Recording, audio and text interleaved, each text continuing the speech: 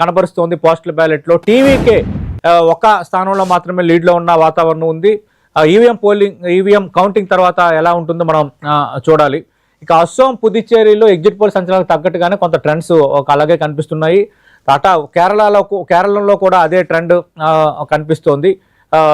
ఇది ప్రస్తుతం లేటెస్ట్గా ఉన్న 5 రాష్ట్రాల ఎన్నికలకు సంబంధించిన ప్రజెంట్ ట్రెండ్స్. డిబేట్ కంటిన్యూ అవుతుంది. అంతే సత్యం గారు, అంటే ఒకటి దేశవ్యాప్తంగా ఈ ఫలితాలతో పరిణామాలు వస్తాయనేది ఒక అంచనాగా కనిపిస్తోంది. బట్ తమిళనాడులో పోస్టల్ బ్యాలెట్ విషయానికి వస్తే టీవీకి ఒక స్థానానికి పరిమితమైంది. కానీ యాక్సిస్ మై ఇండియా లాంటి సంస్థలు 98 నుంచి 120 వరకు ఛాన్స్ ఉన్నాయని అంచనా వేయటం, మరికొందరేమో కింగ్ మేకర్ అవుతారని చెప్పడం, ఇవన్నీ మనం చూస్తున్నాం. మీరేమనుకుంటున్నారు? నిజంగా విజయ్కి అంత కెపాసిటీ, అంత క్యాలిబర్ ఉందా? ఈసారి నిజంగా కీలకం కాబోతున్నాడా, లేదంటే తన ఉనికిని కొంత ప్రదర్శించబోతున్నాడా? Postal ballots around 1% of total votes ఉంటాయండి సార్. డ్యూటీలో ఉన్నటువంటి ఉద్యోగస్తులు వేసే పోస్టల్ బ్యాలెట్స్. కాబట్టి టోటల్ ఓట్స్ లో 1%, 0.5% ఉంటాయి అవి. కాబట్టి వన్ ఆఫ్ ది ఇండికేటర్ గా తీసుకోవచ్చు, కానీ సోల్ ఇండికేటర్ గా వాటిని తీసుకోలేము. ఈవీఎం నుంచి వచ్చేటువంటి ట్రెండ్స్ ని బట్టే మనం కామెంట్ చేయగలం. అయితే ఇవాళ యాక్సిస్ ఇండియా టీవీకి 2వ స్థానంలో ఉంటది అనేటువంటి దానికి మనం అట్రిబ్యూట్ చేసే కారణాలు ఏమిటంటే, ఏదో ఒక ఫ్రంట్ కు ఎరోజన్ ఉండాలి ఓట్స్ లో. ఎరోజన్ ఉంటేనే టీవీకి ఇంప్రూవ్ అయ్యి విజయ్కి ఆ స్థాయిలో కాకపోయినా వాళ్ళని దాంట్లో సగమైన వాళ్ళు 98 సీట్లైనా 40 సీట్లైనా టీవీకి వస్తాయి అంటే ఇంకో ఫ్రంట్ ఏదో ఏఐడిఎంకే ఫ్రంట్ లో ఎరోజన్ ఉండాలి.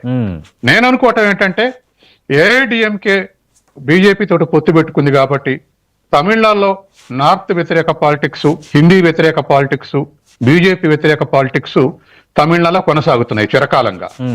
పార్లమెంట్ సీట్లు వస్తే పార్లమెంట్ ఎలక్షన్స్ అయితే కొంత మోడీ ప్రభావం, కొంత వాళ్ళ ఓటింగ్ 15% ఇంప్రూవ్ అయింది. అసెంబ్లీ సీట్లు వచ్చే వరకల్లా ఆ ప్రభావం తక్కువగా ఉంటుంది. కాబట్టి బహుశా ఏఐడిఎంకే బీజేపీ కలిసినటువంటి ఫ్రంట్ వీక్ అయితే ఆ మేరకు టీవీకే గెయిన్ అయ్యేటువంటి అవకాశం ఉంది. మెజారిటీ సర్వేలు డిఎంకే ఫ్రంట్ అధికారంలోకి వస్తుందన్నారు కాబట్టి అది నిజమయ్యేటువంటి దానికి నిజానికి దగ్గరగా ఉండేటువంటి అవకాశమే ఉంది తమిళనాడులో.